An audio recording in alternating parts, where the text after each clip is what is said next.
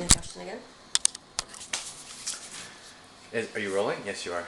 Okay, so Stacey, with the Freddie Mac project, with the properties that are just going to be sold in standard sale, what's the process? Do you go out there to visit the properties? Do you clean them up? Do you send a cleaning crew out there? What's your process?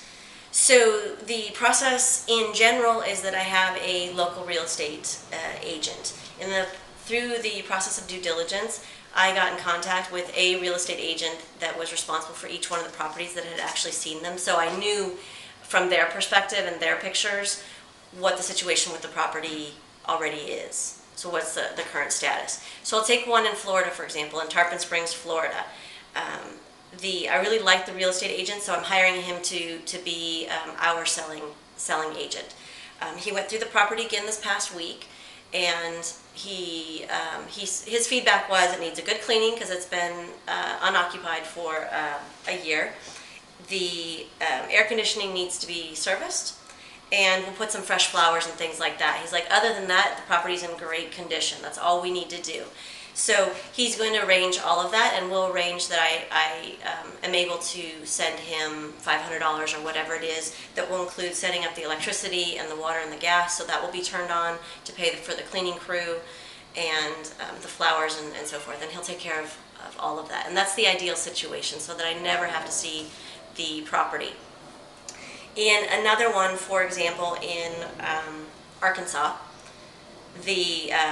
again, this one is already pre-sold. There's people already interested in the property before we're even closing on it ourselves. And part of that was just getting to the right price point.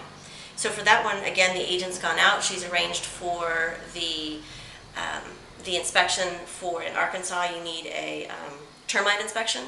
So they arranged for somebody to go out, do the inspection of the main house and the two garage buildings.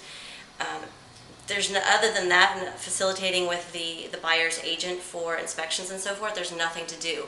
What I agreed on that property was that we would give $2,000 in closing credits for any minor repairs or anything that the buyers needed or wanted to do. So there's two different ways that I went around not having to go out to the property themselves, not having to go out to the property itself, and utilizing other people that are there locally to be my eyes and ears. Great. So can you talk a little bit about the other properties where you're going to the flip situation where they're going to need rehab? What's your process individually on those properties? So that's a really good question. Rehabbing remotely. That is a very special way to rehab. Like this house that we're going through today, where I can drive over in 5 minutes and see the process. What we're going to do there is we will, first of all, key person on your project team is your agent. Having an agent there, they have local contacts, especially in some of these small towns. They know the people that can do the painting and the drywall and or the roof or whatever the issues are that need to be repaired. So they're a really key part of the process. They make introductions to potential contractors. In addition, we'll use Craigslist, Yelp, Home Advisors, a variety of different tools that are used in that area to make contacts depending on what's wrong with the house. The process generally for rehabbing remotely, you need to set up with contractors that there's a way for them to communicate with pictures and video in a regular way, that you see the process and the progress of what's happening on the property before you release payments to them. Because you don't want to go through, they're just telling you on the phone, oh yeah, I did this, I fixed this bathroom, this is done, and you don't have any proof that it's done.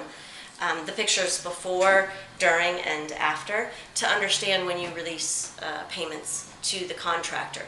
And again, you want to use your real estate agent to go by and be your eyes and ears for that property. Those are two of the tips. Great. And the other type of disposition where you're wholesaling some of those properties, can you talk a little bit about that and how that process works? Sure. So I have a lot of contacts, and I know a lot of people that have contacts that, like me and like you, buy properties. And we want off-market pricing. We want properties at wholesale pricing, giving us the opportunity to add value. So we've identified on the list of properties we're purchasing which properties we really don't want to work on. Obviously it's our list. We get to choose the best of the best. And for those areas, those states, and or those projects that we don't want to work on, we want to find another investor that also wants a good deal on the property, and give them the opportunity to purchase it at wholesale prices, so without the seller's fee and so forth. So in which case I use my contacts, and I use the contacts of my contacts to say, here's a few properties for sale off market that are available at preferred pricing. We save money because we don't have to pay for the seller's fee, the agent fee, and we save time because it doesn't have to go on the market and go through the regular 30 to 45 day closing process. Excellent. Thank you so much.